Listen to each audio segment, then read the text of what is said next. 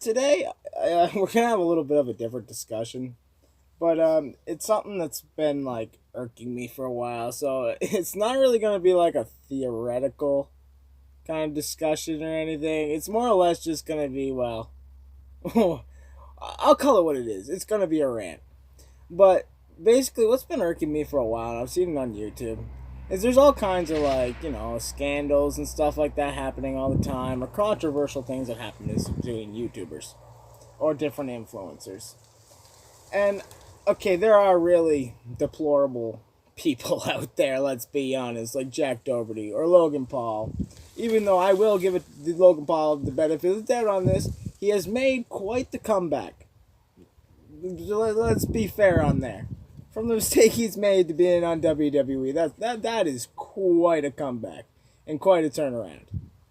But still, the point remains: there is a lot of YouTubers that end up in controversy on YouTube. So I guess we'll call this video, although I haven't really decided on the title yet, we'll call this video "What's Wrong with the Whole YouTube Community and How to Avoid Controversy," or at least my opinion, how to handle it, especially once you end up in it.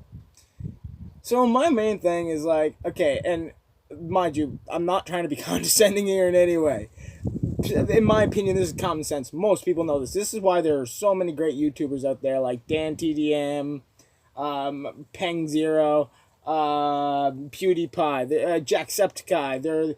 There are numerous names of of different influencers that are well trusted, are well followed. They have honestly staying out of controversy, have zero fucking stuff against them or anything wrong with them.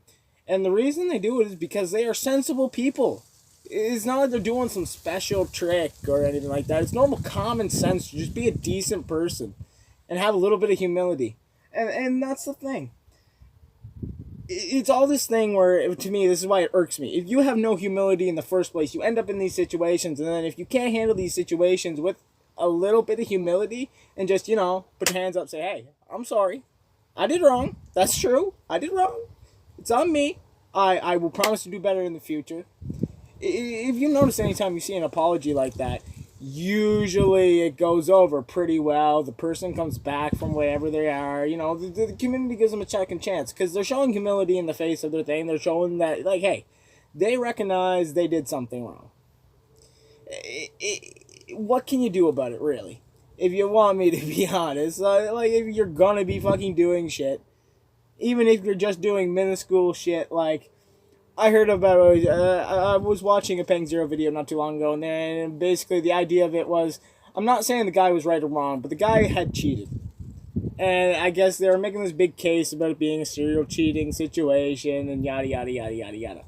But like, technically that's not against the law. There's no law preventing you from cheating. There's no repercussions that the police are going to get involved and arrest you because you, Mr. No, don't you be, no, don't be doing that.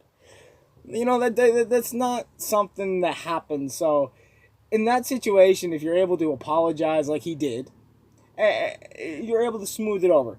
But there's a lot of YouTubers out there that are, and influencers as well, that end up in situations, and the reason why the situation gets worse is because they're unable to show humility, they're unable to apologize, they're unable to just, be a sensible human being. Like, if anybody had any common decency, at least the ones that are in these kind of, like, extreme controversial situations, they would apologize immediately. But they don't. Why do you think Dan TDM never ends up in any problems? And there's no big things like, yes, he has come out and spoken out about other things that he's seen in the community wrong, but he has never been under any fire for anything he has done himself because he's a common, normal dude who's just being a decent human being. He didn't let the brain thing of high subscribers or big money go to his head, The same TDM, I'd argue the same Dan TDM we get today, despite, renewed and revised, content. He is essentially the same Dan TDM we were watching, or at least, I was watching 10 years ago. Like, he's a really good YouTuber. Same as Jacksepticeye.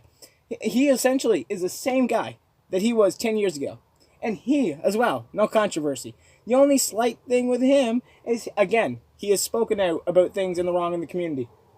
That's why I think that those people are actually really good for the community. As much as people are like, oh, that they shouldn't have a say. Yes, they should.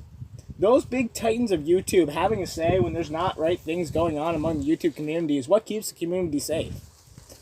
And see, that's what creates this whole thing. You have these really deplorable people trying to employ really bad tactics. And honestly, would not apologize if we're not called out on their actions. I don't know, Pokimane. If I'm just saying, in my opinion, if Peng Zero never called her out and then brought attention to it, and so many people weren't looking at it, YouTube would have never done anything, and she never would have apologized. So it's kind of a thing where, like, at least there's a little bit of common sense among the community. And especially among the big titans, which really helps the community. But most of the people don't have any common sense. You got streamers walking into businesses and harassing just ordinary people who are trying to go about a workday and getting basically paid minimal wage and can't do nothing like that, and harassing them for content. Or you got fucking streamers who have more money than just the normal average person, or YouTubers who have more money than the average person, going into places and filming themselves asking for free food just because they're an influencer. Like, you're making more money than the average person and you're asking for free food? Like, it just fucking blows my mind that we live in this world where people are so lost in delusion and just so stupid to the idea of paying for something because you're famous. Like, you're famous, you're making a lot of money. How come you should be required to pay less and not pay in some spots because you're famous, when you are making more than the average person who's trying to survive on a day-to-day and sometimes doesn't get to eat out or has to choose to only eat out once a month because they can't afford it? Like, things like that is what's making the YouTube community, the streaming community, and a lot of the social media platform community just kind of toxic. Because you have a lot of newer streamers that are catching fame, and unlike being like any of the other older, like, you know, dudes that have been on the platform for like 15, 20 years, they don't act with the same grace or the same maturity level, dare I say it. Dare I say maturity level. But they don't act with the same maturity level or like they have any common sense in their head. So they end up building this career off of, yes, because, you know, there's no good or bad publicity. It builds up their channel and they get this high number. And they take that as validation towards doing what they're doing. But in my opinion, it shouldn't be validation to, like, hey, yeah. Oh, yeah, I went in here and harassed, and a whole bunch of people wanted to see it because they clicked on my video. Because, like, to be honest, and I'm not trying to be mean. Kids are kind of easier to entertain than an adult. So whereas an adult may look at that situation and be like, okay, this guy's just in here harassing, what's funny about this? And not find it enjoyable, not even in the slightest.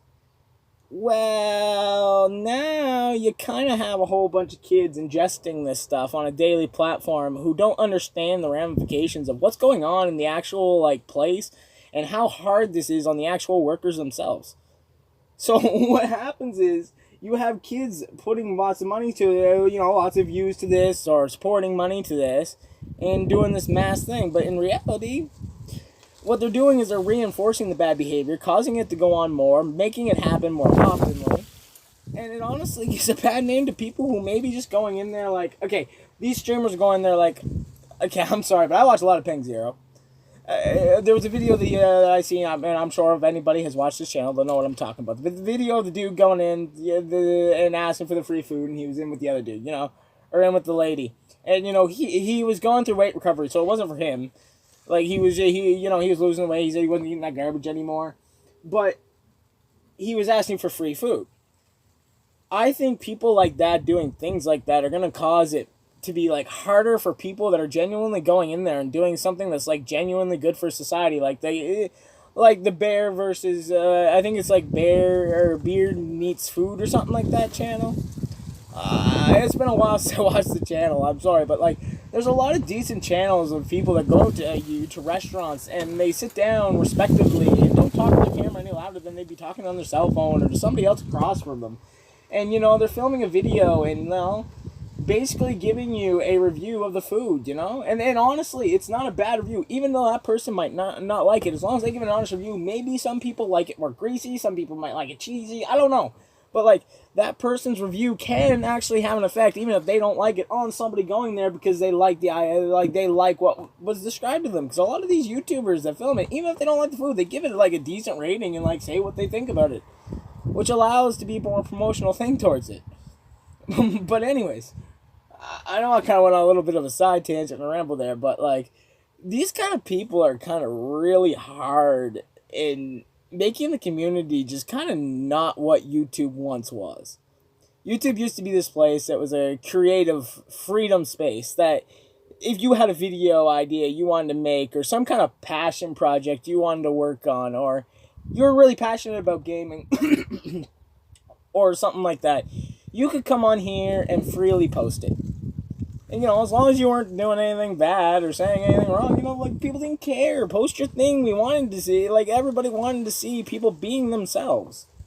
Like, that's what YouTube was for. And instead of now being a place where you load onto YouTube or your local social media to see your local influencers doing their thing and maybe seeing a little insight into them, it's just constant, like, corporate sell shit and crypto scams and buy this product and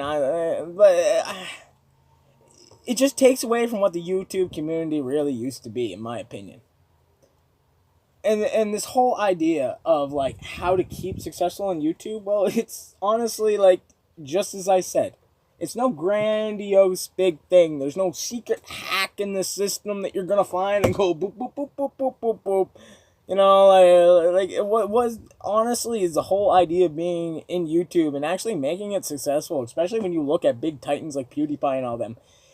They're people who were genuine their whole career, and they still remain to stay genuine to themselves. They're not showing you this fake version of themselves that they don't believe in, but they're just trying to sell you like some kind of corporate fucking squishy trash piece of thing that should belong in a landfill or like at the bottom of the ocean or something. Like, not that I believe in polluting the world, but like, let's be honest, most of the junk that a lot of YouTubers sell is garbage. As is, and a lot of influencers sell, it's garbage. There are a few of them that sell respectable stuff that kind of makes sense.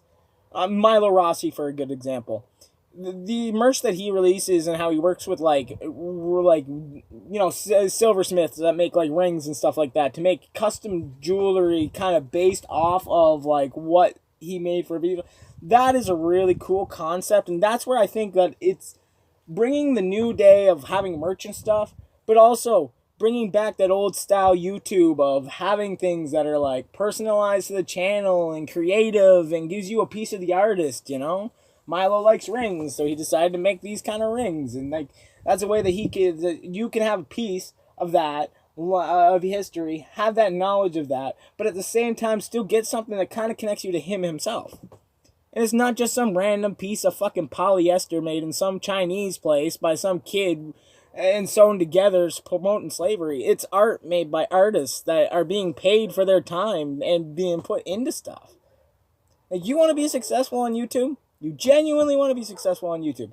My biggest advice, just be genuine. Be yourself. Anyways, that was all from me. I enjoyed making the video, but that's the end of my ramble. I'm sorry about that. Anyways, let me know your thoughts in the comment and subscribe.